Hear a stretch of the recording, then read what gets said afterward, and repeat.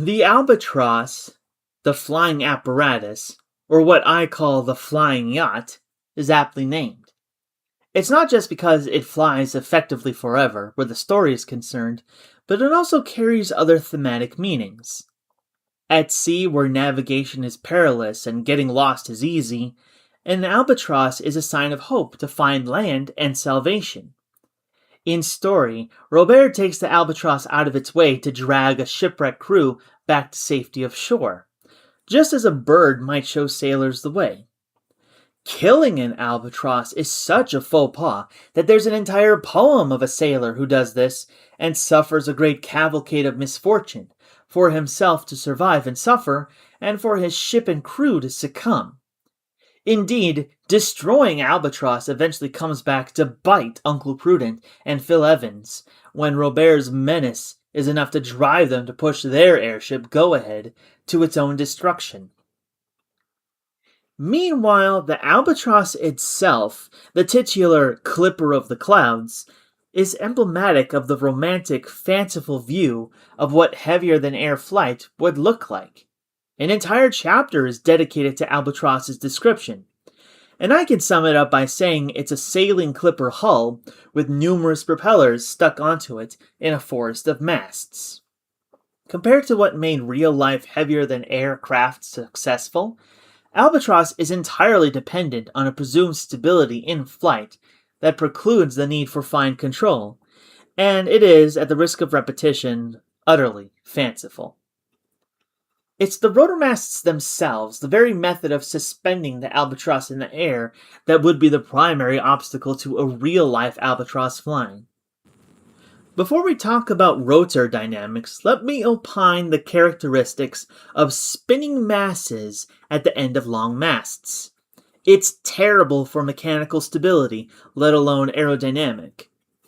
Despite the illustrations showing the lines of standing rigging that's supposed to secure the masts, just as in sailing vessels, the proximity of the spinning blades to each other, masts and lines, means any deflection will cause substantial destruction. Real-life slender masts would have small footprints and no appendages, still have many cable stays to keep the structure from buckling under any meaningful force. On top of that, despite Verne envisioning counter-rotating sets of rotors meant to negate gyrations of the aircraft, that gyration would still exist and literally bring the spinning blades closer to their mutual destruction. It should be no surprise that real-life rotorcraft don't place rotors on top of long masts, but as close to the body of the aircraft as possible. The fine control available then is much more useful than the presumed pendulum stability that would come from being suspended under a long, flexing mast. This leads to the modern analog of the albatross, multicopters. Unlike single-rotor or dual-rotor helicopters, that which mechanically manipulate their rotor blades to achieve fine control for successful flight, multicopters, what work on usually smaller scales, can achieve this control and thus successful flight by controlling the speed of each smaller rotor and in the exact way that the story describes Albatross controlling its rotors. The problem that Albatross has is, while modern multicopters have 4, 6, or 8 rotors spread around on long arms, fit for pitch, roll, and yaw control authority, Albatross concentrates all its suspension propellers in the center. In other words, Albatross has next to no control outside of sufficient forward flight. It can't yaw or pitch without substantial speed changes between the forward and aft rotors, and no roll control that can correct for any unwanted swaying. If it were to hover in place in real life, it would inevitably drift in a random direction with the wind. That's especially important given the fact that the atmospheric currents encountered in flight can and will push an aircraft out of balance. Before I read this book, I actually went looking for any real-life flying model of Verne's Albatross, and I found it. It's an oversized quadcopter. So long as Albatross depends on forward flight to be properly controllable, then as much as Verne might have envisioned it as the future for conquering the skies, that rotordyne was always going to be outperformed by the aerodyne, the airplane. Not only are the force of rotors a problem for Albatross, but the implication of the design is that the deck houses and standing rigging and masts are not aerodynamically adjusted for drag in flight. Squared, four-faced deck houses, front faces flat to the wind, and masts and rigging, all circular in cross-section, are not only an enormous source of drag, but also of noise. The people on the deck wouldn't be able to hear anything, let alone stand properly, regardless of the rotor's noise. Just getting to 200 kilometers an hour would be a feat of extremely great power from Albatross's batteries and accumulators, because Robur would seriously be lacking in understanding of aerodynamics and its utility to reducing drag and the subsequent power required for speed. Even if Robur's Albatross, fantastic power plant and all, did exist in real life, it would still be a technological dead end where flying through space and eating up space is concerned. A clipper on the water can get away with its masts and rigging because it can't actually sail very fast relative to the air. The hull is only efficient for the water it displaces.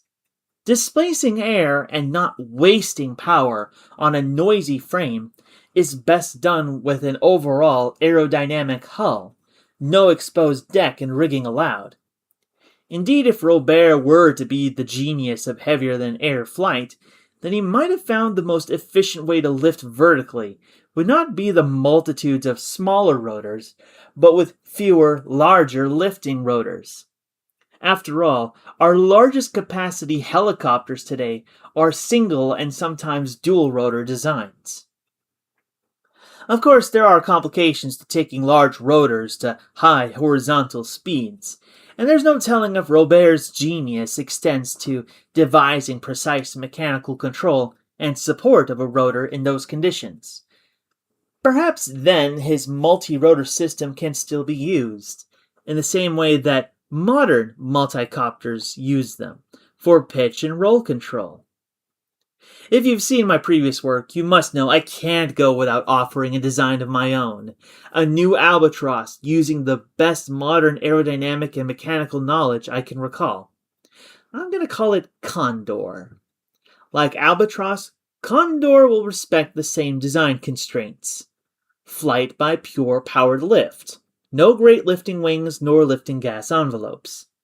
Horizontal propellers exclusively for forward flight. No tilt wings nor tilt rotors. Rotational control in hover and forward flight by differential rotor speeds. And vertical aerodynamic surfaces for spiral stability and control. A vertical dimension that evokes a sailing vessel, even if only superficially. And the capacity to hold accommodations for people and equipment of various tasks. Behold! First off, no open deck. It's mostly enclosed, with side openings to allow for looking out and using equipment out the side, but otherwise can be covered for aerodynamic drag reduction. Instead of a helm at the back, there's a flight deck and cockpit at the front, like a modern airliner, where all controls can be accessed and guarded easily. The suspension system consists of one large main lifting rotor suspended high above the fuselage hull, and braced at multiple points for structural redundancy. In addition, 4 stub wings splay outward, carrying independently powered smaller rotors. These are dedicated to continuous and automatic pitch, roll, and yaw rotation as needed and commanded for safe flight.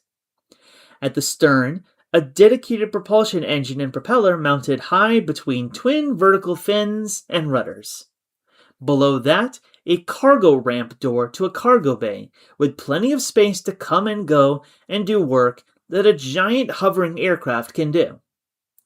Add a few access doors and ramps, and this Condor just might pass airworthiness certification standards, so long as the nose-mounted aesthetic bird beak doesn't muck anything up.